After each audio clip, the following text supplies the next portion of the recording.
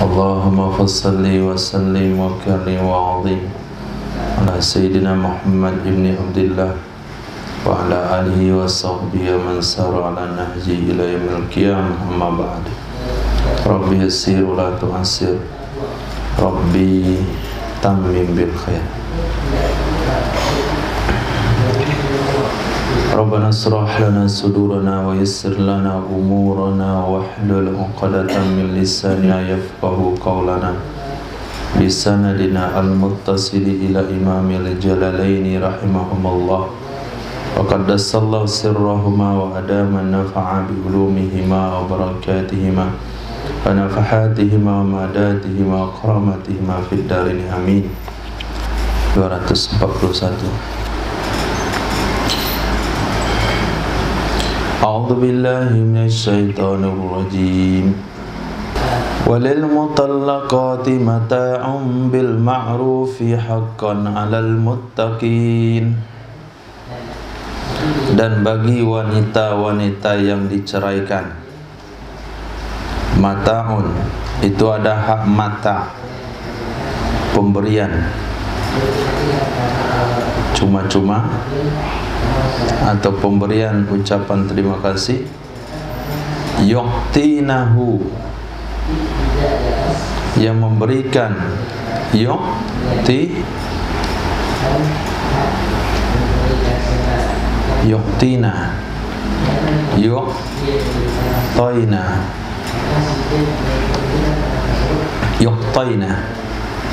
yang diberikan kepada mereka, akannya pemberian, bil ma'rufi dengan cara baik. Apa maksud dengan cara baik? Bi qadril imkan, dengan kadar memungkinkan. Kadar memungkinkan, haqqan, nasab dengan fi'il yang ditakdirkan, berarti maf'ul mutlak, akan selaku hak alal muttaqin, terhadap orang-orang yang bertakwa kepada Allah Subhanahu wa ta'ala. Al-muttaqin Allah, orang-orang yang bertakwa kepada Allah Subhanahu wa ta'ala. Karrarahu, mengulang-ulang ia Allah akannya. Dia umal mamusa Allah. Dia umal mamsusata aidan idil ayat as-sabiqah fi ghairiha. Mengulang ia Allah Subhanahu wa ta'ala akannya pemberian dari mantan suami kepada mantan istri, liya umma, supaya mencakup ia ayat, supaya mencakup ia perintah pemberian kepada mamsusata, istri yang sudah digauli juga. Mamsusata, kepada istri yang digauli juga, karena ayat yang telah terdahulu itu pada selainnya yang digauli. Karena pembicaraan ini berkaitan dengan ayat sebelumnya. Coba ayat di mana itu?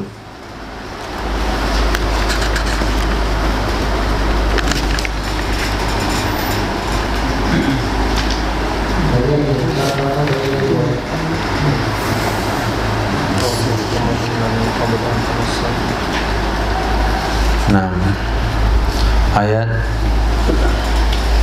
237. Wa in talaqtumuhunna min qabli an tamassuhun, jika kalian menceraikan mereka sebelum kalian gauli, dan sungguh kalian telah menetapkan bagi mereka kadar mahar, maka setengah dari kalian tetapkan. Nggak ada di situ. Bukan yang itu. Ayat 236. Nah, 236. La junaha alaikum Tidak ada dosa terhadap kalian in talaqtumun nisa, jika kalian menceraikan wanita malam tamassuhunna, selama kalian belum menggaulinya, aw lam tafridu lahunna faridah, atau kalian belum menetapkan bagi mereka kadar mahar. Wa matti'uhun, itu dia. Berikan oleh kalian pemberian kepada mereka. Terhadap yang kaya ada kadarnya, terhadap yang miskin juga ada kadarnya. Mata ambil ma'ruf, pemberian secara baik menurut syarat sifat. Kemudian haqqan, sebagai kewajiban terhadap muhsinin.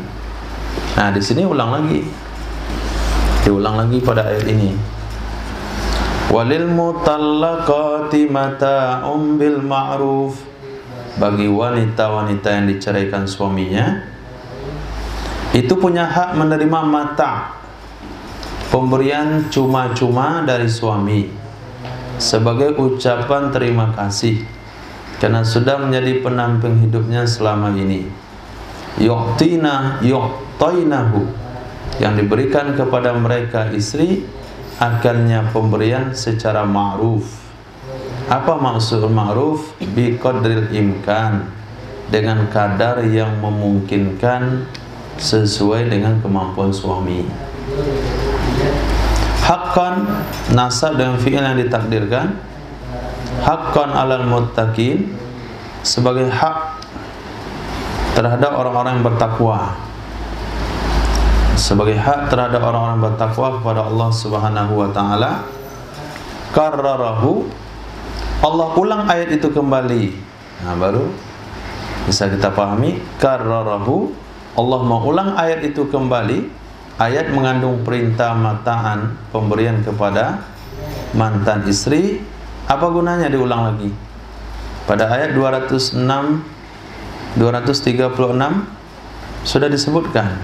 Diulang lagi pada ayat 242. Liya'umma, supaya mencakup ia kepada mamsusata aidan, istri-istri yang sudah digauli juga. Kenapa? Karena ayat sebelumnya itu perintah fi ghairiha, pada selainnya istri yang digauli. Siapa yang diberi di belakang pada ayat 236? La junaha alaikum in talaqtumuhunna min qabli antamassuhunna, kalian ceraikan sebelum kalian gauli. Berarti seolah-olah kalau kita pahami dari ayat itu, hanya mantan suami yang belum atau yang menceraikan istrinya sebelum digaulilah yang memberikan cenderamata itu. Kalau yang sudah lama nikahnya nggak perlu. Itu seolah-olah pemahamannya. Tapi dengan adanya ayat ini, maka umum. Jadi pemahamannya umum. Kalau antum janganlah, yang lain. Kalau ada suami-suami yang bercerai dari istrinya, maka suami itu dianjurkan untuk memberikan pemberian. Apakah itu dibelikan gelang emas terakhir, cincin emas terakhir.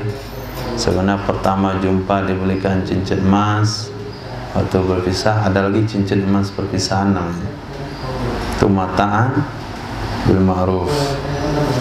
Nah, pulanglah suami ini bawa bikin barang kemasan, kasih apa ini? Karena 5 menit lagi saya cairkan kamu. Nah, ini akan mata ambil ma'rufnya, kenang-kenangan kita terakhir. Bisa ada laki-laki yang sebijak itu? Ada? Mesti ada dah. Nah. Khair. Baik yang pengantin lama, pasang suami istri yang lama ataupun yang baru, baik istrinya diceraikan sebelum digauli ataupun setelah digauli. Naam.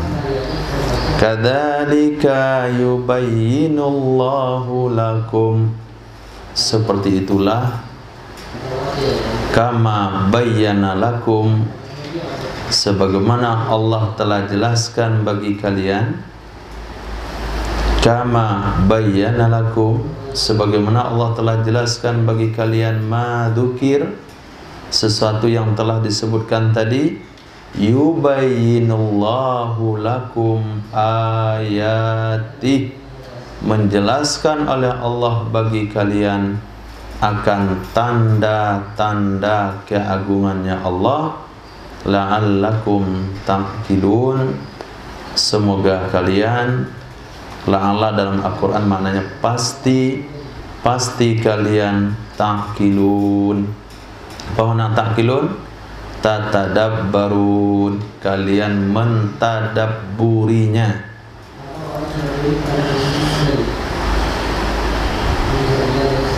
Jadi sebagaimana ayat, bahasanya ayat apa itu?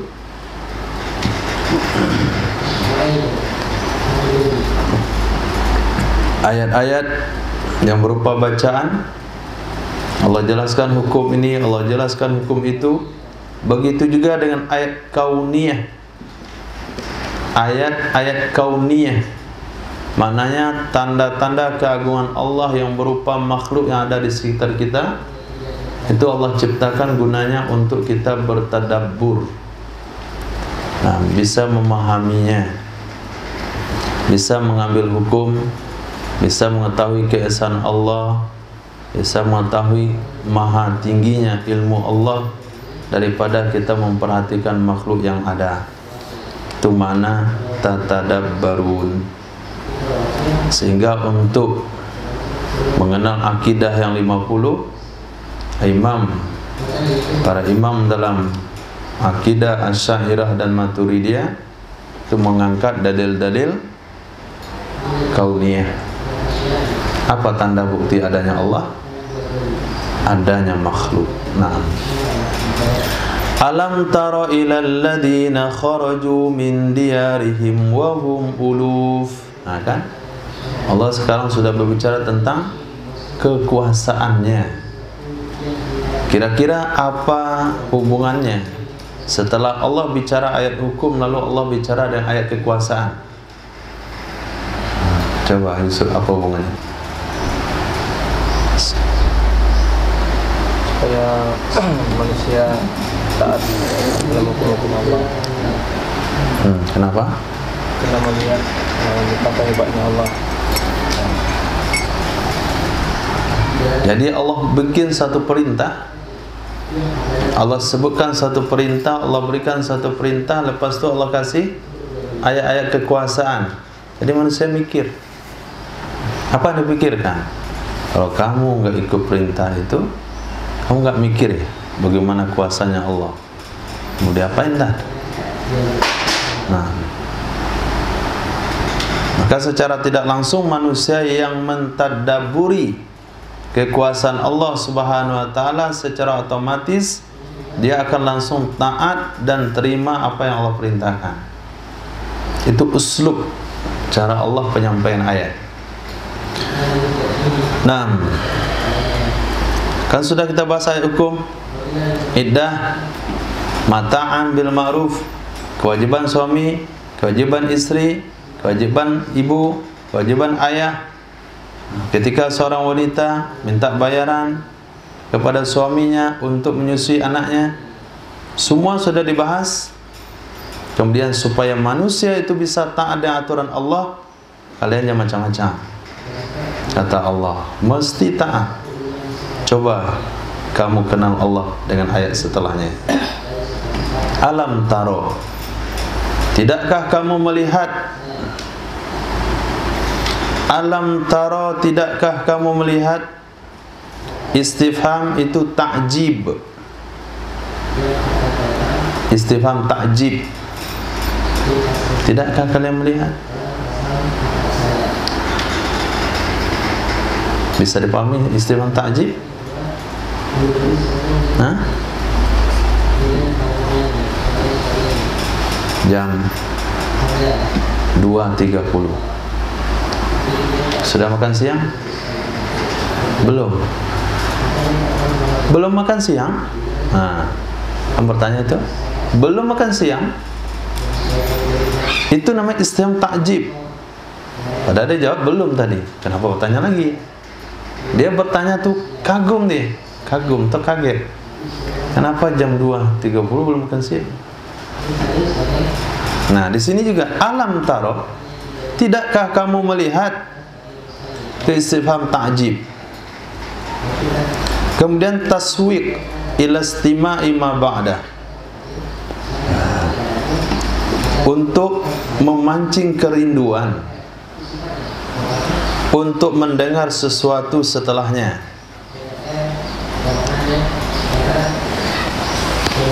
Memancing pendengaran kepada sesuatu yang akan disampaikan setelahnya.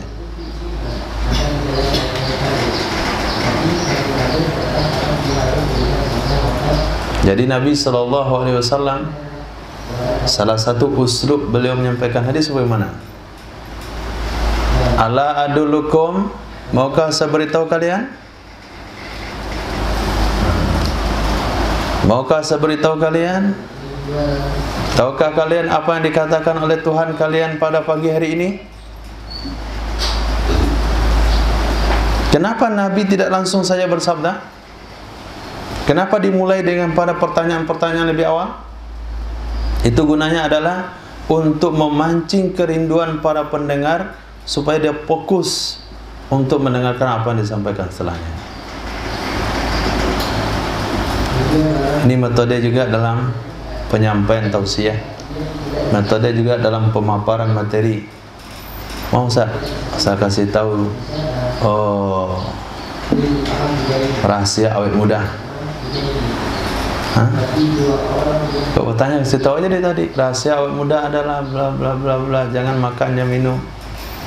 Nah, tapi kenapa bertanya dia? Maukah saya kasih tahu rahasia awet muda? Sehingga orang gak telinga, rahasia awet muda. Nah, jadi taswiq. Jadi ada dua makna alam di sini. Istifham di sini pertama ta'jib, yang kedua adalah memancing kerinduan kepada mendengarkan apa yang akan disampaikan. Yantahi ilmuka, sampai oleh pengetahuanmu,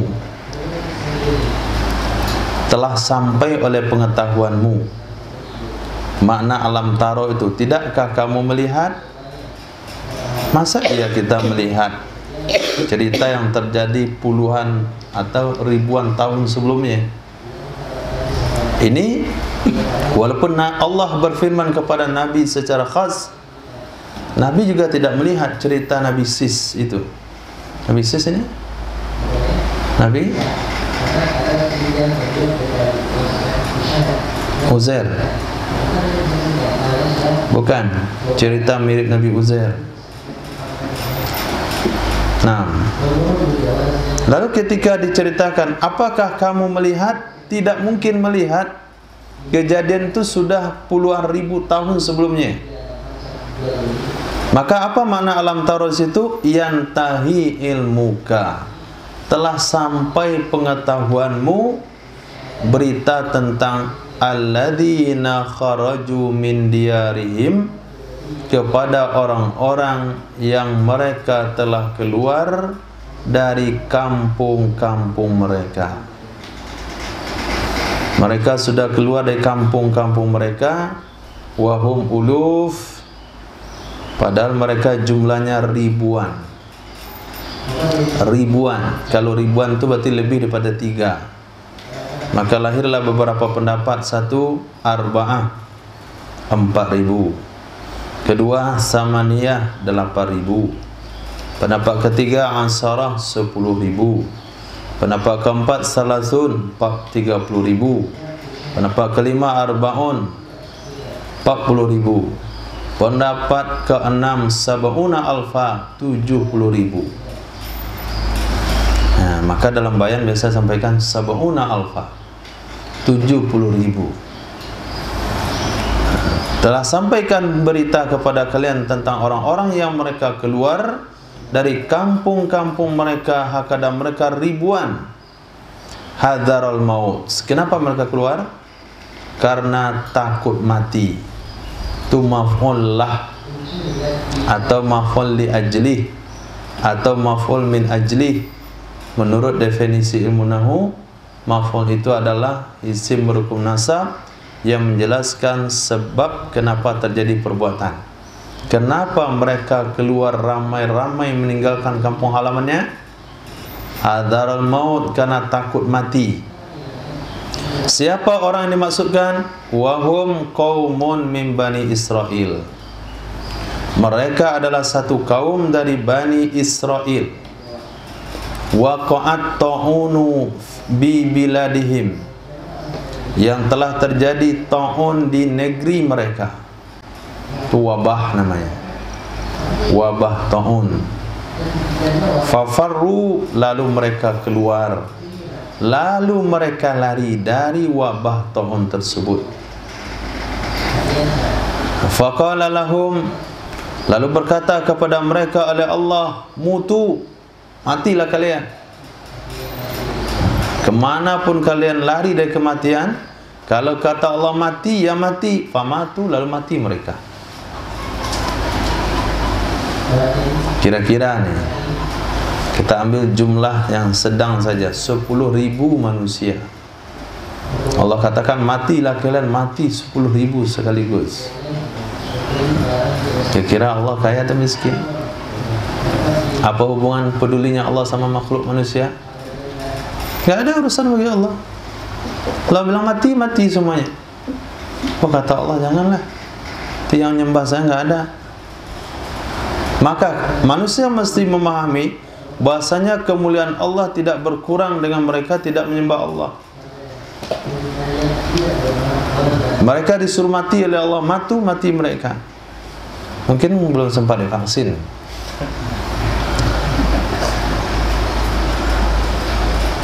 Tidak ada urusan vaksin enggak vaksin. Divaksin enggak divaksin, kalau takdirnya mati, mati sudah. Matu, famatu. Kata Allah, mutu, matilah kalian, famatu, mati mereka. Summa ahyahum, kemudian Allah hidupkan mereka kembali. Allah hidupkan mereka kembali. Ba'da samaniyati ayyam, setelah 8 hari. Au aksar, atau lebih banyak, lebih pada 8 hari. Bidu'ai nabiyihim, dengan doa nabi mereka. Siapa nama nabi mereka? Cara bacanya dengan kasrah muhmalah. Apa arti muhmalah dan? Kasrah muhmalah. Apa arti muhmalah? Hah? Huruf yang tidak bertitik, yaitu huruf ha, hi. Kemudian kasrah qaf, qi.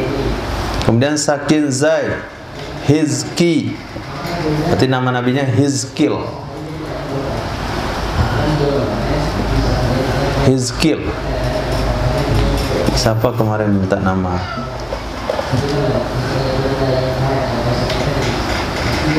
Kasih nama Ahmad Hizkil. Apa itu Hizkil? Nama nabi bilang. Belum ada kan nama Hizkil? Mantap. Muhammad Hizkil Boy. Fa'asu, lalu hiduplah mereka kembali dahran, selama setahun.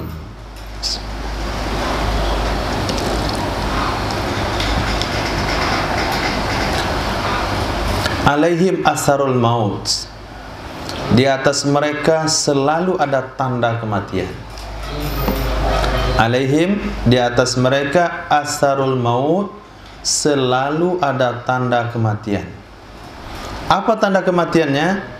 La yalbisuna thawban illa adakal kafan, tidaklah mereka memakai pakaian kecuali kembali kain itu seperti kafan. Dia pergi ke pasar beli baju haramah, pas saya pakai langsung di kafan. Pokoknya apa saja pakaian yang mereka ganti dalam hari-harinya berubah jadi kafan melulu. Itu mengerikan tuh. Antum bayangkan tuh 10.000 pakai kain kafan, hidup setahun. Mana suasananya itu? Lebih seram daripada suasana mahsyar. Lebih syahdu. Kita aja pakai baju putih semuanya. Baju putih, sorban putih, peci putih, jalan ke masjid. Ini setahun seluruh kampung, bukan baju berjahit, baju kain kafan. Secara otomatis. Nah, kalau ada perintah mukjizat seperti itu kan nyaman. Setiap santri pakai baju warna apa saja berubah jadi putih. Nah, ada yang bandel-bandel dikit itu doain bajunya kain kafan mulu. Dia pakai selimut jadi kain kafan, dia pakai baju kain kafan, pakai kain basan kain kafan. Nah, wastamarat fi asbatihim, berkekalan hal tersebut ke anak cucu mereka. Lahir bayi, kasih baju bagus-bagus lemaknya, berubah jadi kain kafan. Innallaha ladzu fadlin 'alan nas, sesungguhnya Allah sungguh memiliki karunia terhadap manusia. Di Allah memiliki karunia terhadap manusia. Jadi secara hukum adatnya adalah orang yang sudah meninggal nggak bakalan hidup. Itu secara adat. Tapi ada hukum-hukum luar biasa yang terjadi pada umat sebelumnya, seperti Nabi Uzair, kemudian Ashabul Kahfi ditidurkan, kemudian ini telah mati 8 hari dihidupkan lagi oleh Allah. Begitu juga yang kita dengar satu-satu daripada orang-orang akhir zaman. Mana satu-satu? Sudah dimandikan, sudah dikafankan, mau disolatkan, bangun lagi dia. Lari orang semua. Orang bilang mati suri. Nah, mati 8 jam, mati 12 jam. Asli mati. Tapi beri nama mereka mati suri. Mati suri itu kayak mati, sebetulnya belum mati. Bahkan ada dalam kitab dikumpulkan adalah orang-orang yang pernah hidup setelah mati. Nah, itu ada kitabnya. Orang-orang yang pernah hidup setelah dimatikan oleh Allah. Itu perkara yang luar biasa yang terjadi. Kitab itu dulu Sakopi, ini apa namanya? Kopi kayak itu, sama. Nah, Sakopi kitab itu, artinya saya bawa ke mesin fotokopi. Kopi beberapa kitab, jadi setebal nih. Saya cari di pustaka kitab ni, kitab ni, kitab ni, kitab ni, kitab ni. Karena nggak ada dijual, kopi aja dah. Buat setebal nih 2 buah. Nah, sampai sekarang belum dibaca. Nah, kumpulin aja dulu. Nah, jadi secara hukum adat tidak ada orang yang hidup setelah mati. Tapi secara hukum qudratullah ada beberapa orang yang dipilih oleh Allah untuk hidup setelah mati. Di antara adalah ini 10.000 orang. Walakinna asaran nasi, akan tetapi kebanyakan manusia, wahum kufar, mereka manusia yang kafir, maksudnya la yaskurun, mereka tidak bisa berterima kasih.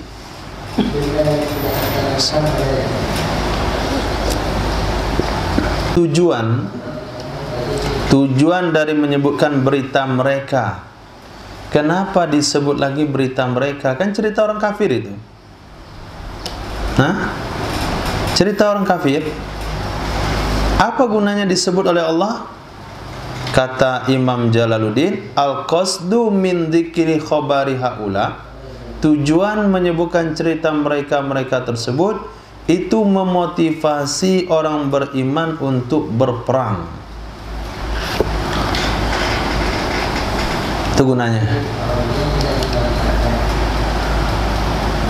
Oleh karena itu ma'ataf ya Allah di atasnya ayat tersebut, ayat berikut, wa qatilu fi sabilillah.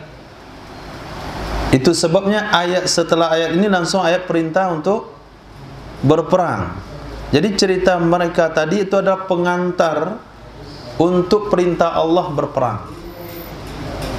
Kenapa diantarkan yang perintah tersebut? Supaya orang beriman punya semangat untuk berperang, karena mereka yakin hidup dan mati itu tidak bisa dielakkan dari takdir. Jadi bukan mati yang menyebabkan kita berperang. Mati enggak mati, ya mati enggak mati. Perang enggak perang, kalau takdirnya mati, mati. Dan berperang, ketika kamu mati. Enggak berperang, mati juga. Karena mati itu sudah terjadwal. Kalau gitu, santai aja dah. Jalan tengah jalan, bistruk lewat, terserahlah takdir Allah. Itu sasat nama itu, sasek. Itu juga enggak boleh. Keyakinan itu bukan dibuat dalam amalan. Keyakinan dalam hati, mas. Bukan diwujudkan dalam amal. Racun dia minum, ular dia pegang, ciuman sama kobra. Kalau mati, enggak. Bodoh namanya. Khair. Jadi tujuan penyebutan berita tersebut supaya orang beriman semangat untuk berperang. Alasan itulah Allah ataf ayat berikutnya, wa qatilu fi sabilillah, berperanglah kalian di jalan Allah. Berperanglah kalian di jalan Allah. Ihsan, mana jalan Allah? Hah? Coba tunjukkan di mana yang jalan Allah, biar kita berperang di situ. Enggak ada kan? Enggak ada jalan Allah. Berarti ayat itu perlu ditakwil. Nah, di mana pula mereka enggak mau terima takwil? Ya mesti ditakwil. Kalau enggak mau takwil, coba tunjukkan mana jalan Allah. Di Padang ada satu? Enggak ada. Berarti perlu takwil. Apa takwilnya? Li'ila dini. Jalan Allah artinya meninggikan agama Allah. Itu mana jalan Allah? Berperang untuk meninggikan agama Allah. Wa'lamu annallaha sami'un alim. Ketahuilah oleh kalian sesungguhnya Allah Maha mendengar. Li aqwalikum, bagi perkataan-perkataan kalian. Alim, Maha tahu. Bi ahwalikum, dengan keadaan-keadaan kalian. Pamujazikum, maka Allah akan membalasi kalian. Apa yang kalian ucapkan Allah tahu. Apa yang kalian alami Allah juga tahu. Allah akan balas. Maka selalulah berkomitmen ucapkan yang benar. Selalulah dengan keadaan yang benar. Kalaupun ada yang menyalahkan kita, kalau Allah tahu benar, Allah akan balas. Kalaupun ada yang membenarkan kita, kalau menurut Allah salah, Allah akan salahkan. Jadi tidak ada urusan apa kata orang lain, kamu benar atau tidak benar. Tapi yang perlu itu adalah menurut Allah kita sudah benar atau belum.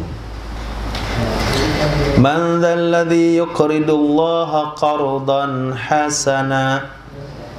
Siapakah man dzalladzi, siapakah seseorang yuqridullaha, yang mau menghutangi Allah, yang mau menghutangi Allah, qardan hasana, akan hutang yang baik. Apa maksud menghutangi Allah? Takwil lagi kan? Takwil lagi. Sejak kapan Allah minta hutang? Bu, hutang bu, kata Allah, saya mau ngasih makan ikan nih di laut, habis uang. Allah hutang. Kan enggak ada? Enggak ada. Berarti ayat Quran perlu ditakwil. Sebanyak begitu ayat perlu ditakwil, kok enggak mau takwil mereka? Tetap aja mengatakan Allah punya tangan, Allah duduk di aras. Sekarang sejak kapan Allah minta hutang sama kamu? Kan enggak ada. Nah, maksudnya berhutang, memberi hutangan kepada Allah adalah biinfaqi malihi fi sabilillah, dengan menginfakkan hartanya seseorang di jalan Allah. Itu makna yukridullaha, dia menghutangi Allah, artinya dia infakkan hartanya di jalan Allah. Qardan hasanah, akan hutang yang baik.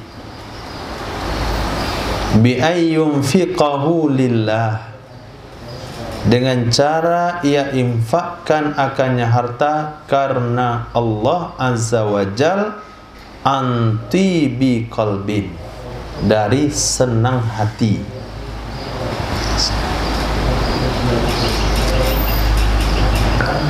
Dari senang hati dia berikan hartanya untuk Allah Subhanahu wa taala dengan hati yang senang. Itu maknanya qardan hasanah. Fayudha'ifahu, maka Allah akan melipat gandakan akannya. Maka Allah akan melipat gandakan akannya hutang tersebut. Dalam satu qiraat bukan yudha'ifa tapi yudha'ifahu dengan tasdid. Lahu, baginya seseorang, ad'afan katsira, akan berlipat ganda yang banyak, akan lipat-lipat ganda atau berlipat ganda yang banyak. Memang itu mesti terjemahannya. Ad'afan, berlipat-lipat ganda, katsira, banyak lagi. Dari berapa dilipat gandakan oleh Allah? Min asrin, dari 10 kali lipat. Itu minimal, itu 10 kali lipat. Sumbangkan 100.000, akan Allah balas 1 juta. Nah, hutangi Allah 100.000, nanti Allah akan bayar 1 juta. Berarti riba itu, sama Allah boleh riba. Riba itu kenapa? Karena disyaratkan baru riba. Tapi kalau nggak disyaratkan nggak riba. Maksudnya bagaimana? Kita kasih hutang kawan, kasih dia hutang 200.000. Berapa lama ini? Hutang 200.000 nih, terserah kamu lah. Mau 20 tahun ke 30 tahun terserah. Oke, kata dia. Maka dia ambil uang 200.000 sebagai hutang. Dia mulai berusaha, dia modal 200.000. Pertama jual gorengan sampai punya perusahaan gorengan. Pas itu dia bayar hutang sama kita. Bukan 200.000 dia bayar, 2 juta. Riba nggak? Riba? Tidak. Kenapa tidak riba? Kita tidak minta, kita tidak berharap, kita tidak bikin kesepakatan, kita tidak bikin isyarat, kita tidak menyindir. Tapi dia yang pengen bayar dengan yang lebih baik. Jadilah kamu sebaik-baik orang membayar dalam hutang, maka tidak ada riba. Nah, ayat yang seperti ini diambil oleh pakar syariah katanya. Saya nggak tahu pakarnya siapa. Dia jadikanlah qardan hasanah. Nah, sempat ngobrol sama pakar syariah. Nah, ayat ini dijadikan qarat itu ada dua. Ada qarat sosial, ada qarat investasi. Nah, itu gaya bahasa syariahnya itu. Untuk dengerin aja ya. Jangan masukkan ke kepala. Jadi ada qardan sosial, membantu, menghutangi orang untuk beli beras, menghutangi uang orang lain untuk berobat. Itu qardan sosial. Jadi nggak ada riba, nggak ada bunga di situ. Tapi kalau qardan investasi itu boleh. Boleh. Kenapa boleh? Hutangi orang 20 juta, 100 juta. Untuk apa? Untuk modal usaha. Masa gitu dikembalikan 1 juta nanti? Kan dia untuk usaha. Perlu kita kasih dikembalikan secara lebih. Itu hukumnya boleh. Mana dalilnya ini? Qardan hasana fayudha'ifa lahu ad'afan katsira. Ini ayat ini dipelesetkan ke situ. Pertama, kita tidak bikin isyarat kepada Allah bahasanya kita hutangin Allah, Allah akan bayar 10 kali lipat. Yang kedua, kita bermuamalah bukan dengan makhluk. Jadi jangan dibuat syariat untuk Allah. Itu syariat manusia sesama manusia diterapkan sama Allah. Karena sama Allah nggak berlaku, sama manusia nggak berlaku juga. Itu sebuah kesalahan. Yang ketiga, di sini bahasa isyarat.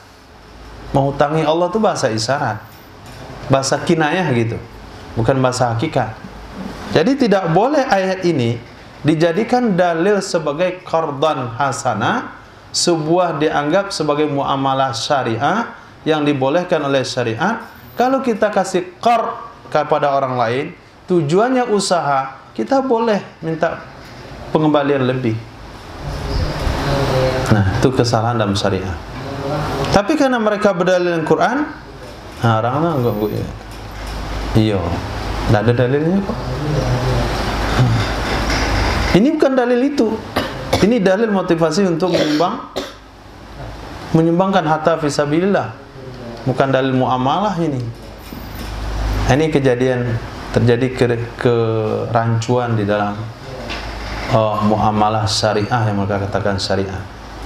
Maka ketika mereka katakan muamalah kami syariah, syariahnya kalian belum lagi syariah. Nah, kita nggak tujukan sama siapa-siapa. Bismillah.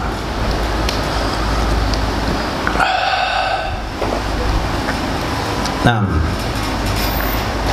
jadi Allah akan berikan lipat ganda min asrin, mulai pada bunga 10 kali lipat. Ini boleh bahasa bunga untuk Allah. Ila aksar, sampai jumlah lebih daripada 700 kali lipat. Sumbangkan 1000, Allah balas 700.000. Kama sayati, sebagaimana akan dijelaskan nanti. Nah, wallahu yaqbidu, Allah mengqabad, yumsiku menahan, ar-rizqa akar rezeki, amman yasha, dari orang-orang yang Allah mau, ibtilaan, sebagai cobaan. Wa yabsutu, dan Allah melapangkan, yuwassi'uhu, melapangkan ya Allah akannya rezeki, liman yasha, bagi orang yang Allah mau, imtihanan, sebagai ujian. Wa ilaihi turja'un, kepadanya Allah kalian akan dikembalikan, fil akhirati, di akhirat.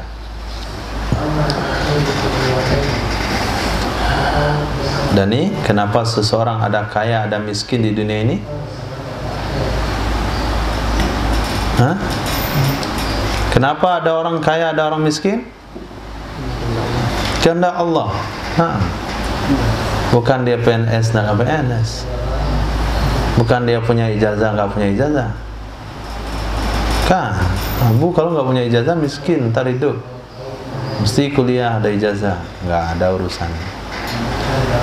Orang kampung saya tamat SD banyak. Ada bos sama SD,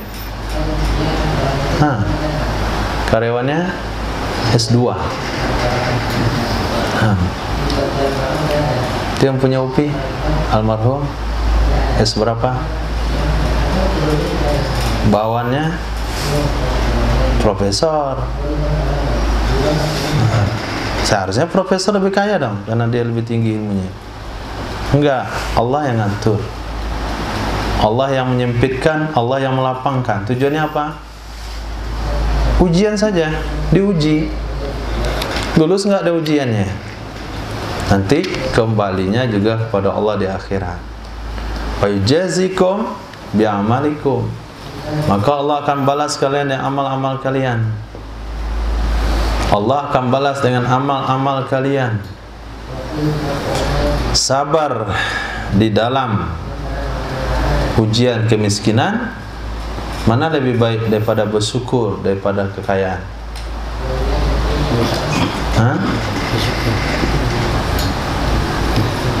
Sebagian ulama mengatakan al-faqirus sabir khairum min ghani syakir.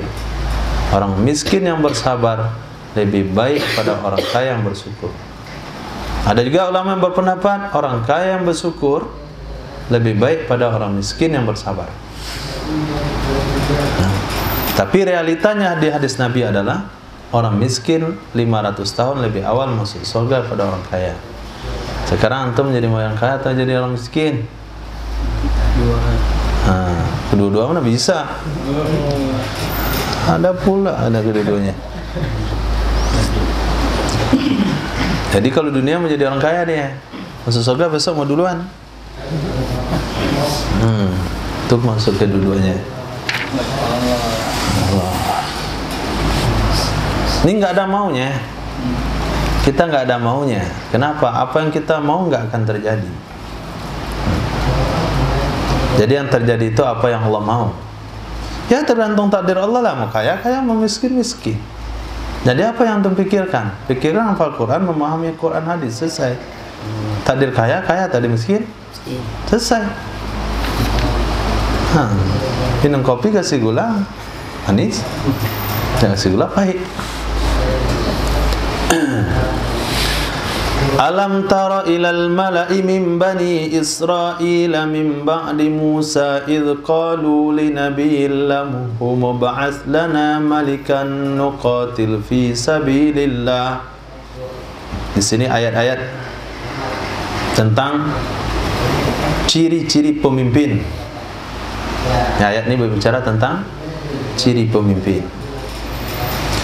Alam tara, tidakkah engkau melihat wahai Muhammad? Dikhitab kepada Nabi Muhammad, maka masuklah umat di dalamnya. Ilal malak, kepada kelompok, maksudnya satu jamaah dari Bani Israel. Min ba'di mauti Musa, dari setelah meninggalnya Nabi Musa alaihissalam. Itu maknanya min ba'di Musa, dari setelah Musa, artinya setelah meninggal Nabi Musa alaihissalam. Artinya illa qissatihim. Yang punya kain?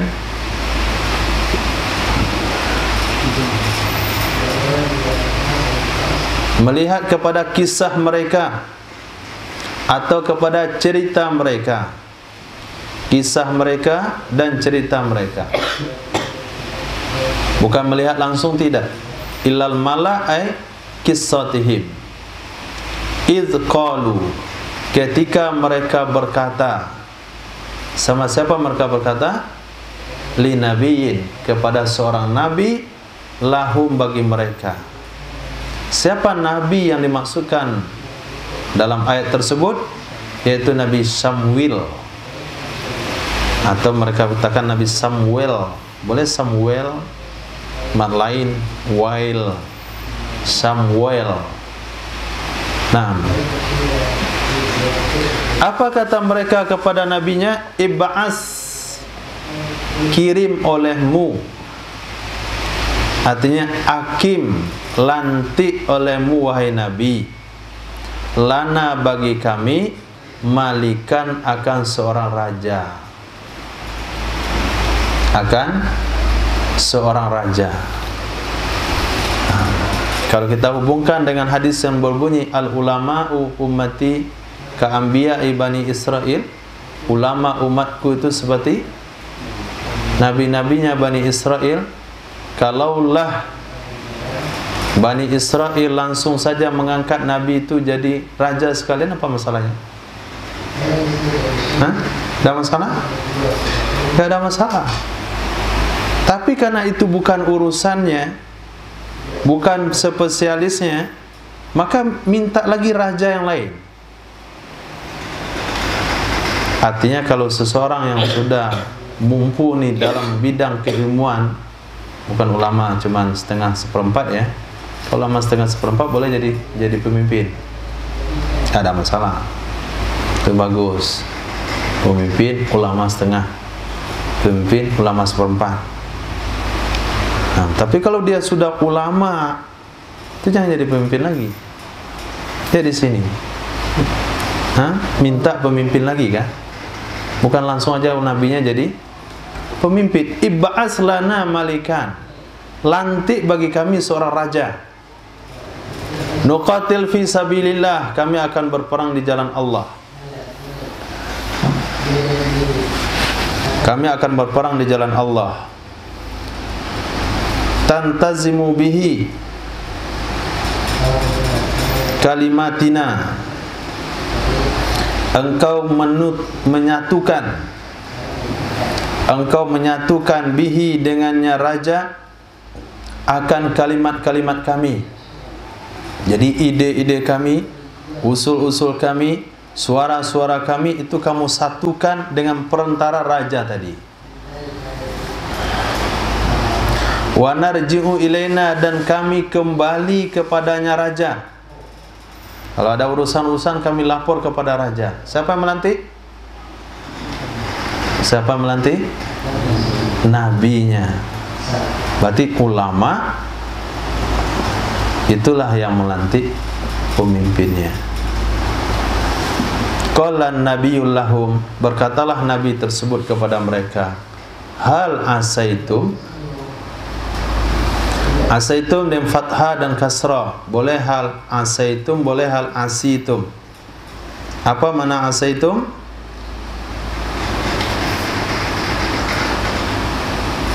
Coba lihat di dalam.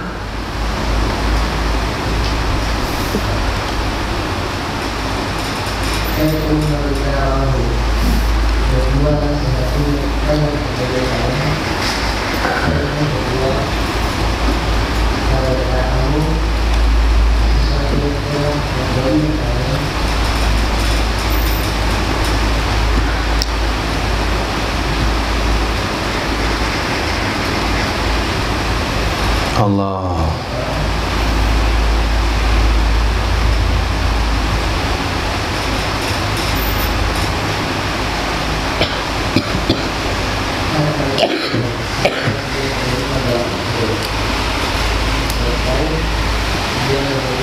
Hal asaitum. Al-Baqarah ayat 246.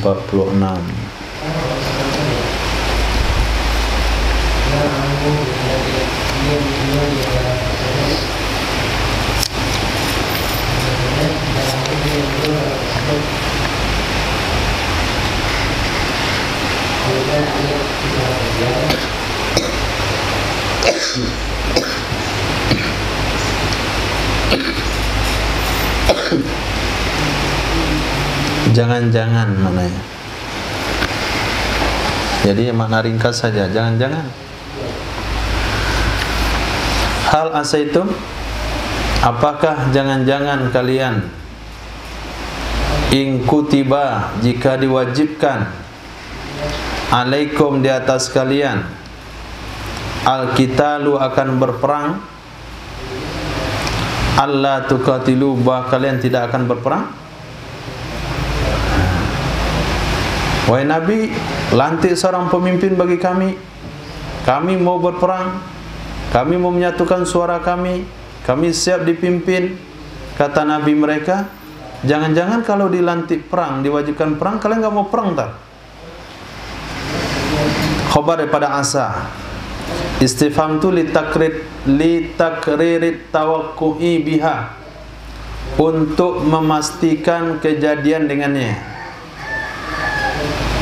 Istifham takrid tawakku', menetapkan kejadian dengannya. Kenapa ditetapkan seperti itu? Karena model itulah tipenya dulu, nenek moyangnya. Qalu, apa kata mereka? Wa ma lana alla nuqatila fi sabilillah.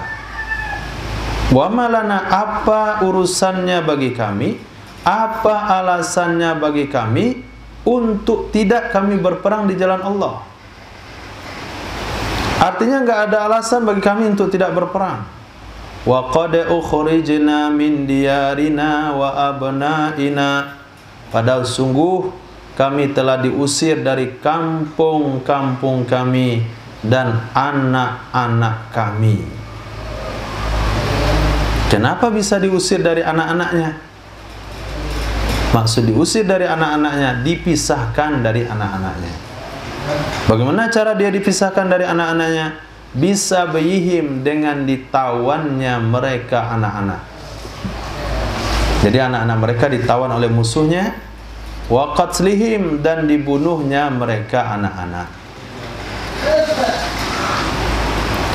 Siapa yang melakukan kekejaman tersebut kepada Bani Israel sampai dia diusir di kampungnya, anaknya ada yang ditangkap, anaknya ada yang dibunuh, wa qad fa'ala bihim dzalika, sungguh telah melakukan dengan mereka akan demikian oleh kaumnya Jalut.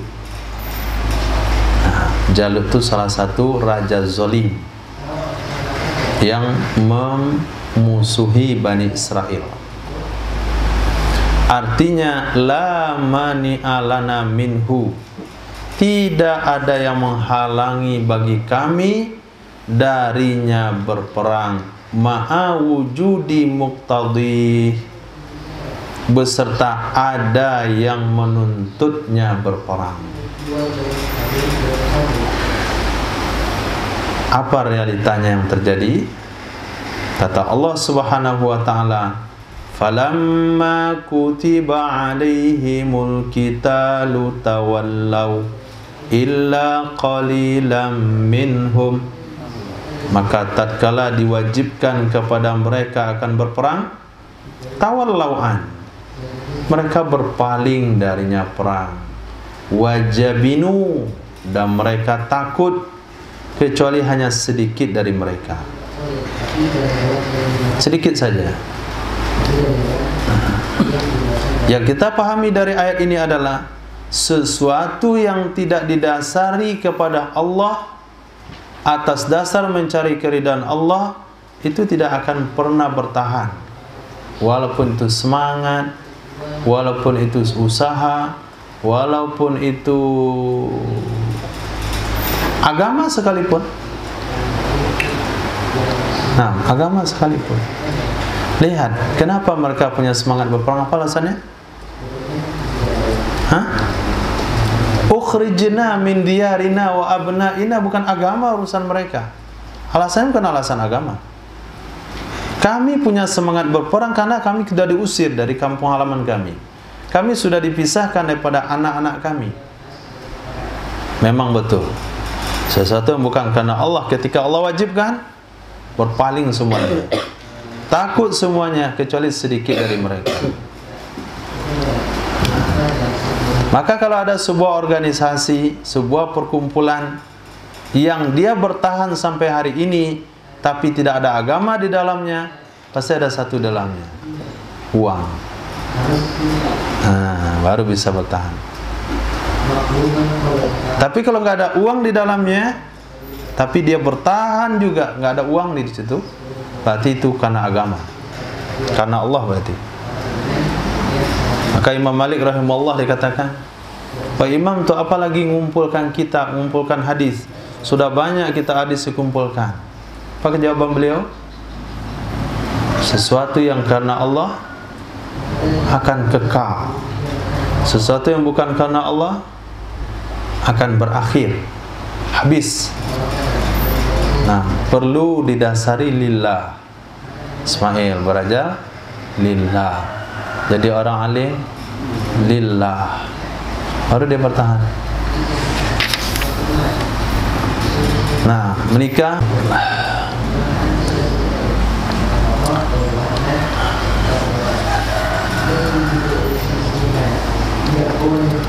wahum, siapa mereka-mereka yang bertahan, yang masih setia, yang masih mau berperang, alladzina abarun nahra, mereka adalah orang-orang yang melewati sungai bersama Raja Talut. Abaru, melewati, melintasi sungai bersama Raja Talut, sebagaimana yang akan dijelaskan nanti. Wallahu alimum bidzalimin, Allah maha tahu dengan orang-orang zalim. Pamujazihim, maka Allah akan membalas mereka. Titik. Setelah sesuai pernyataan, keinginan yang disampaikan oleh masyarakat, oleh umat kepada Nabi Samuel, Nabi Samuel sudah memastikan kembali keinginannya itu benar-benar atau tidak. Akhirnya wasa'alan nabiyyu rabbah, meminta oleh nabi tersebut kepada Tuhannya Allah Subhanahu wa taala, irsalal malik, mengirimkan seorang raja. Nah, mengirimkan seorang raja. Jangan antum bayangkan ada satu sosok manusia jatuh dari langit. Nah, itu kiriman raja, ada kiriman dari Allah. Bukan. Tapi dengan dilantik dari jawaban doa Nabi tersebut. Fa'ajabahu, maka menjawab ya Allah akannya doa untuk melantik Talut. Melantik Raja Talut. Setelah mendapatkan ilham dari Allah, dari sekian masyarakat tersebut, yang berhak menjadi raja adalah seseorang dari mereka sendiri yang mereka sudah kenali, yaitu namanya Talut. Wa qala lahum, berkata kepada mereka Bani Israel oleh nabi mereka, Nabi Samuel, innallaha, sesungguhnya Allah, qad ba'atsa lakum, sungguh telah melantik bagi kalian Talut sebagai raja. Kata Nabi, sudah keputusan Allah itu. Jadi yang terpilih jadi nabi, jadi raja di antara kalian namanya Talut. Qalu, mereka mengatakan, anna itu mana kaifa, bagaimana mungkin? Bagaimana mungkin yakunu lahul mulku alaina, ada baginya Talut itu raja terhadap kami? Bagaimana bisa jadi baginya Talut itu raja terhadap kami? Wa nahnu ahaqqu bil mulki min, kami lebih berhak jadi raja dari dia. Kenapa emangnya? Li'annahu laisa min sabtil mamlakah, karena Talut itu tidak termasuk cucu kerajaan, sabti, keturunan kerajaan. Walan nubuwah, dan dia juga tidak termasuk keturunan para nabi. Wa kana dabbagha, dan adalah profesinya tukang bersihan kulit. Nah, tukang samak kulit. Ar-ra'iyah, atau pengembala kambing. Dua riwayat. Nah, riwayat pertama, profesinya hari-hari hanya mencari kulit kambing. Selepas dapat kulit kambing, kulit onta, kulit sapi, nanti dia bersihkan bulunya. Nah, dikekang dulu, bikin kayu segi empat, dipakukan ujung ke ujung, kemudian dibersihkan, dikorek lendir-lendirnya, dicukur bulunya, dijemur. Itu kerjanya hari-hari. Walam yukta sa'atan minal mal, dan dia tidak diberikan keluasan dari harta. Dan dia tidak diberikan keluasan dari harta. Enggak banyak uang orangnya, orang miskin. Nah, bagaimana dia bisa jadi raja? Bagaimana dia pakai uang kampanye? Bagaimana dia bayar itu tim sukses? Bagaimana dia mau mencetak baleho? Itu dipertanyakannya.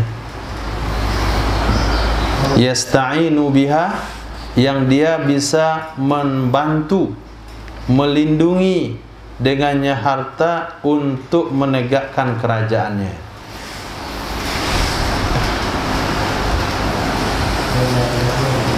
Qala an-nabiyyu lahum, berkatalah sang nabi itu kepada mereka, innallaha astafahu alaikum, sesungguhnya Allah yang telah memilih, ia Allah akannya. Sesungguhnya Allah yang telah memilih akannya Talut.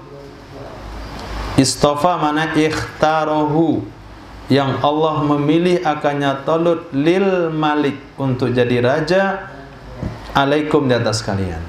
Jadi kalau Allah yang milih, tidak perlu pakai kampanye, tidak perlu pakai harta, tidak perlu pakai wibawa, tidak ada profesinya, hanya seorang pengembala kambing.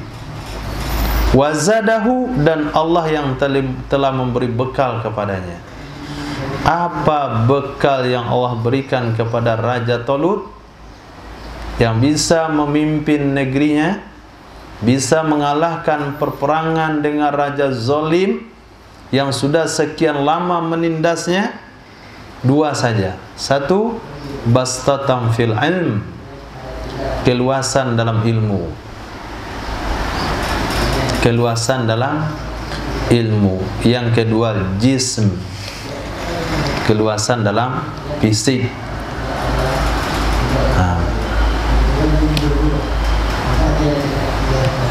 Itu mau jadi pemimpin, jangan merokok, jangan minum alkohol, harus bisa sehat. Kenapa? Kalau kalian kesibukannya, sibuk sampai malam juga masih sibuk. Kalau sakit-sakitan nggak bisa. Bastatam fil ilmi wal jism. Jisim saja juga nggak cocok, harus fil ilm juga. Harus tahu ini orang itu mau nanam modal atau menguasai perusahaan kita. Mau membantu dalam tujuan kebaikan atau bantuan di baliknya ada misi penghancuran. Bastatam fil ilmi wal jism. Wa kana a'lama Bani Israel yawma idzin, dan ada ia Talut itu yang paling alim Bani Israel waktu itu.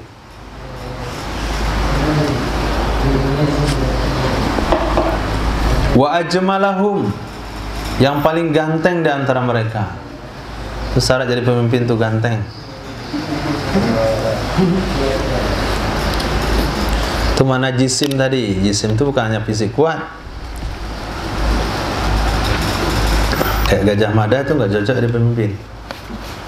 Ya, jadi Mahapati, artinya pemimpin keamanan, cocok fisik. Karena gambarnya nggak bagus kan? Kayak kelapa dibuat orang kepalanya. Pernah lihat gambar Gajah Mada? Itu Mahapati kerajaan Majapahit yang terkenal di masa rajanya Hayam Wuruk.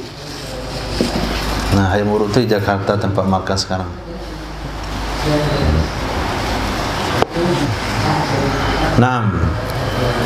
Ajmalahum, yang paling tampan di antara mereka. Atammahum khuluqa, yang paling sempurna di antara mereka akhlaknya. Itu definisi pada bastatam fil ilmi wal jism. Akhlaknya sempurna, pengetahuannya paling alim, kemudian paling tampan. Wallahu yu'ti mulkahu man yasha. Allah memberikan kekuasaannya kepada orang yang Allah mau. Ita'ahu, akan memberikannya kekuasaan. La'tirada alaih, tidak ada bantahan di atasnya Allah. Enggak boleh dibantah, itu keputusan Allah. Wallahu wasi'un fadlihi, Allah maha luas anugerahnya. Alimun, Allah maha tahu biman huwa ahlun lah, dengan seseorang yang dia ahli, cocok, pantas untuknya kerajaan. Wa qala lahum nabiyuhum, dan berkata kepada mereka Bani Israel oleh nabi mereka, lamma talabu, tak kala mereka meminta, minhu darinya nabi, ayatan akan tanda, ala mulkihi, di atas kerajaannya Talut. Mana tandanya dia dilantik oleh Allah sebagai raja kami? Apa kata Nabi mereka? Inna ayata mulki, sesungguhnya tanda kerajaannya Talut adalah ayyatiyakum at-tabutu. Tabuta? Bahwa akan datang kepada kalian oleh tabut. Tabut di situ artinya sunduk, peti. Pada yang mana apa arti tabut? Peti? Tabut pada mana apa artinya? Nggak tahu. Tuh nggak pernah lihat. Apa tabut? Nggak tahu nih. Dia sudah lihat, dia orang Pariaman, dia sudah lihat, tapi dia nggak tahu. Patung? Patung apa?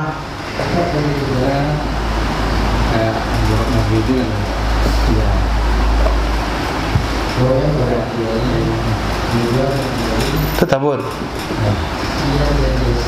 Dibuat dari? Dimasukkan ke laut. Ambil lagi lepas tu. Ambil lagi. Yang pecah-pecah untuk apa? Itu dia.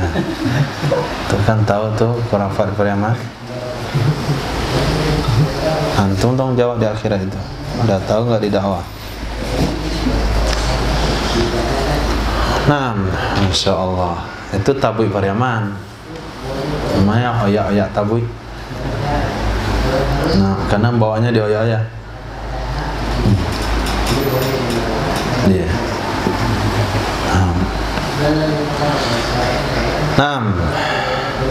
Kalau tabut di sini bukan tabut artinya, tapi sunduk, peti. Kana fihi suwarul anbiya. Di dalam peti itu ada gambar para nabi. Dan peti itu agak gambar para nabi. Anzalahullahu ala Adam, yang menurunkan akannya peti oleh Allah kepada Nabi Adam. Itu ternyata benda surga. Wastamarra ilaihim, dan berkekalan ia peti sampai ke zaman mereka.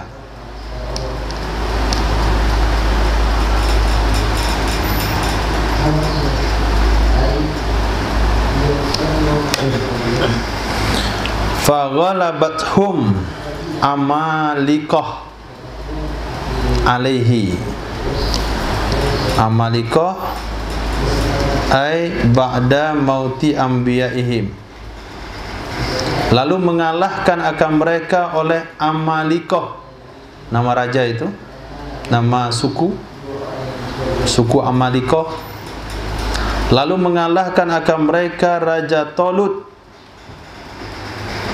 dengan pasukannya oleh suku Amalikah, atasnya peti. Wa akhazuhu, mereka ambil akannya peti. Wa kanu, adalah mereka Bani Israel, yastaftihuna bihi, mereka meraih kemenangan. Mereka meraih kemenangan bihi, dengannya peti, artinya dengan perantara peti tersebut, ala aduhim, di atas musuh mereka. Wa yakdumunahu fil qital, mereka terdepan, maksudnya mereka meletakkan di depan akannya peti dalam perang. Wa yaskununa ilaihi, mereka merasa tenang kepadanya peti. Jadi kalau peti itu ada depan, dia merasa tenang, nyaman dia. Maka prinsip dia ikut perang tu pasti menang. Kenapa? Di depan dah ada peti. Sebagaimana Allah katakan fihi sakinah, di dalam peti itu ada ketenangan, tuma'ninatun liqulubikum, ketenangan bagi hati-hati kalian, mir rabbikum, dari Tuhan kalian. Nah, di sini sedikit mesti kita pahami secara teliti. Apa pemahaman secara teliti di sini? Kepercayaan, keyakinan kepada sebuah benda. Benda itu akan membawa rahmat, benda itu akan membawa berkah, benda itu akan membawa pertolongan Allah. Itu bukan termasuk perkara syirik selama dia meyakini itu datang dari Allah. Apakah beda syariat kita dan syariat nabi-nabi sebelumnya dalam akidah? Ada bedanya? Tidak ada bedanya, sama. Lihat di sini. Untuk apa peti itu sebagai tanda kekuasaan daripada Raja Talut? Karena dengan peti tersebut, kalau diletakkan di depan ketika bertempur, maka ini prajurit itu ada ketenangan hati dia dalam berperang. Nggak ada gelisah, nggak ada takut. Ketika nggak ada gelisah, nggak ada takut, ada ide yang muncul bagaimana cara memenangi peperangan. Maka setiap kali mereka berperang, peti itu diletakkan di depan, mereka tidak terkalahkan. Ya, akhirnya ketika rajanya meninggal, peti itu dikuasai oleh suku Amalikoh.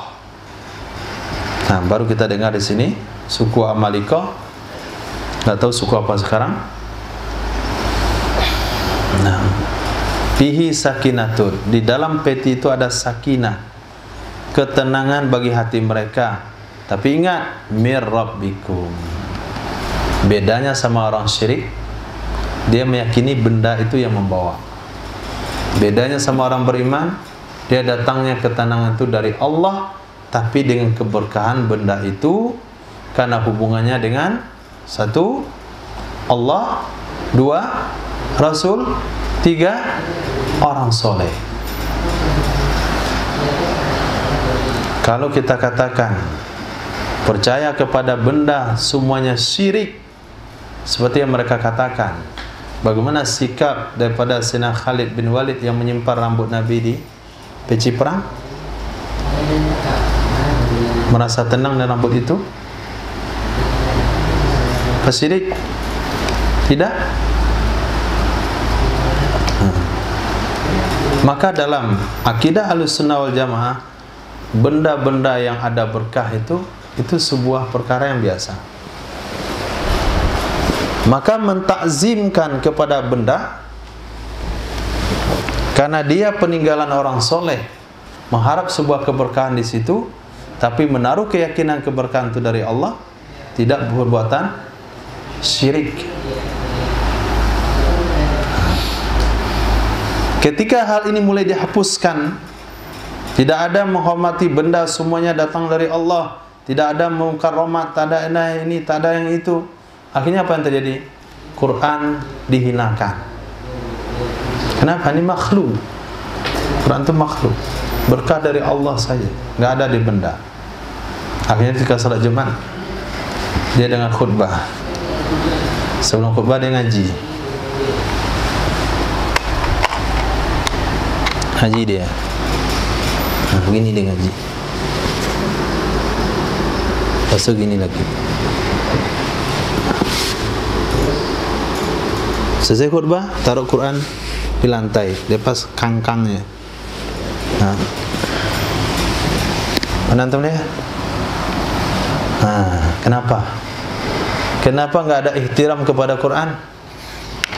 Karena nggak ada benda yang bawa berkah, Allah saja. Lihat ayat ini. Kenapa dikatakan tanda kerajaan kekuasaan dari Raja Talut itu adalah peti fihi sakinah. Di peti itu ada ketenangan. Apa maksudnya di peti itu ada ketenangan? Ketika peti itu dibawa dalam medan tempur, diletakkan di barisan terdepan, ketenangan akan terselimuti ke semua hati pasukan sehingga dia mampu mengalahkan musuh di mana saja mereka berperang. Tapi ingat, mir rabbikum, bukan dari peti itu, tapi dari Tuhan kalian. Maka Ka'bah perlu dihormati, Hajarul Aswad perlu dihormati, makam Nabi Ibrahim dihormati, kubur orang soleh mesti dihormati, kubur para anbiya dihormati, Ini kubur syahadat datar dengan tanah, nggak ada penghormatan. Allah yang punya karamah, tidak boleh ziarah ke wali-wali. Yang punya karamah Allah. Itu sama aja tawasul dengan wali kepada Allah. Sama aja dengan mereka tawasul kepada Allah lewat patung. Apa bedanya kalian? Ini tawasul dengan wali kepada Allah, ini tawasul yang patung kepada Allah. Sama kan? Nah, sama-sama syirik. Nah, halal darah mereka. Itu keyakinannya. Biar antum tahu. Dan ini dasar akidah kita, supaya antum juga nggak terpedaya. Nah, itu kan syariat umat sebelumnya. Ini bukan syariat, ini akidah. Akidah dari Nabi Adam sampai akhir zaman nggak ada perbedaan. Furuk syariat beda, syariat beda, akidah nggak ada beda. Nah, fihi sakinatum min rabbikum, di peti tersebut ada ketenangan bagi hati mereka, min rabbikum, dari Tuhan kalian, wa baqiyatun, di sana ada sisa-sisa, mimma taraka, dari perkara-perkara yang ditinggalkan oleh keluarga Musa, keluarga Harun. Keluarga Musa, keluarga Harun. Memang mereka itu siapa? Peninggalan para nabi. Tarokahuma, tirkahuma, peninggalan mereka berdua. Apa itu? Na'la Musa, dua sendal Nabi Musa. Sendal yang mana? Sendal yang disuruh Allah copot ketika berada di bukit, di lembah Baitul Maqdis, biwadin muqaddasi tua, lembah tua. Copot sendalmu. Kemudian tongkat Nabi Musa. Kemudian sorban Nabi Harun. Kemudian ada qafiz. Qafiz sekantong dari man, sekantong dari makanan yang turun dari langit. Alladzi kana yanzilu alaihim, yang pernah turun di atas mereka. Kemudian ada radat dari alwah. Radat itu maknanya pecahan-pecahan daripada luh, papan-papan Taurat. Nah, ada di situ. Jadi apa kira-kira secara asbabnya? Apa yang membuat ketenangan? Secara asbab, secara keyakinan, mir rabbikum. Secara asbab, peninggalan orang-orang soleh. Mengapa peninggalannya? Sendal, sorban. Lalu kalau peninggalan orang-orang soleh, lalu bagaimana dengan peninggalan Nabi Muhammad SAW? Peninggalan Nabi Musa, peninggalan Nabi Harun, itu disimpan oleh Allah dan itu dijadikan bukti oleh Allah sebagai raja. Tolut itu adalah raja utusan Allah, sebagai bukti dan membawa ketenangan dan kemenangan. Bagaimana dengan peninggalan Nabi Muhammad SAW?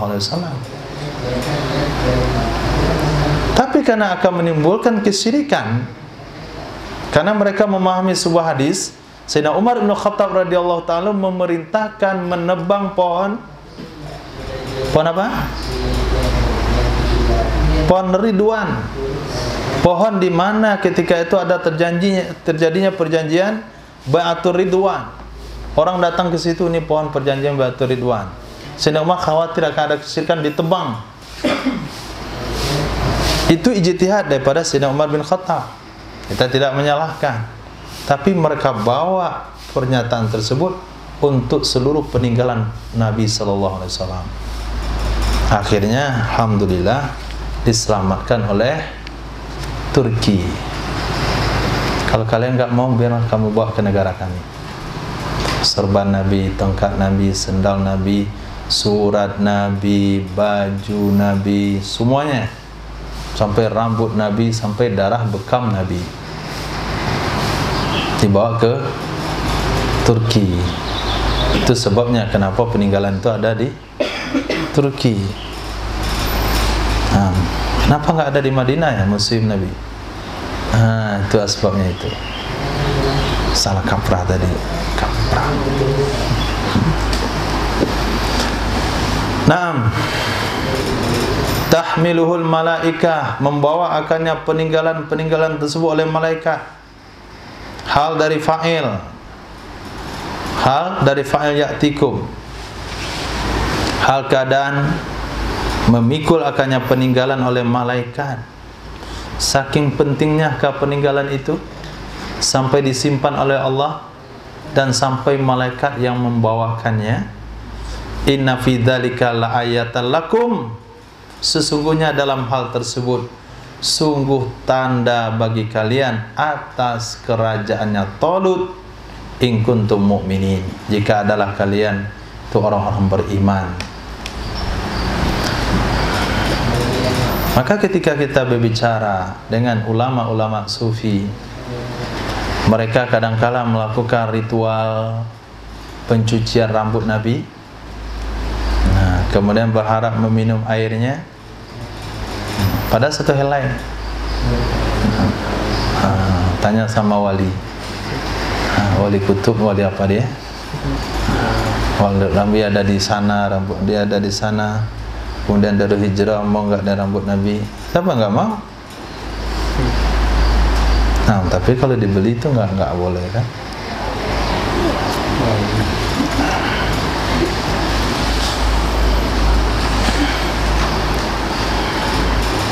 Fahamalathul malaikatu, maka membawa akannya tabut oleh malaikat bainas sama'i wal ard, antara langit dan bumi. Nampak itu peti itu turun dari langit, dibawa oleh malaikat sampai ke bawah. Wahum yanzuruna ilaih, mereka memandang kepadanya peti turun dari langit.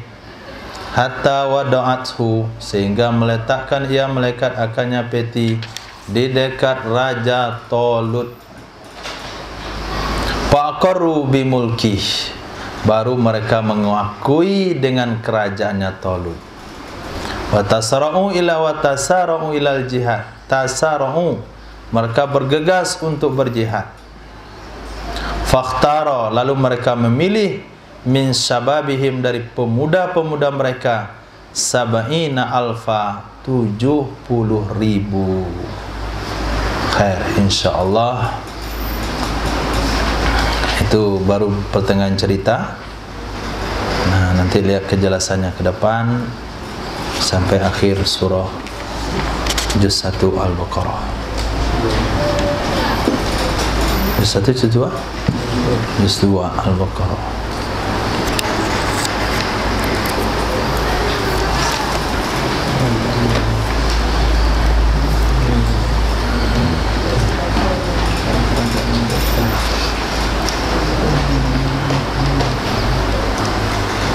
Peninggalan Nabi, peninggalan daripada Imam Malik juga terjadi hal yang sama. Tapi Imam Syafi'i waktu itu mengingatkan untuk tidak dibesar-besarkan, itu saja. Sampai jubah-jubah Imam Malik dijual di pasar Madinah, potong-potong. Tobat.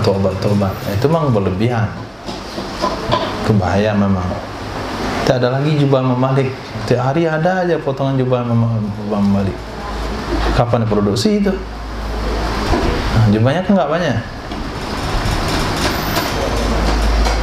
Maka salah seorang datang kepada pengajian Imam Nawawi, hanya menempel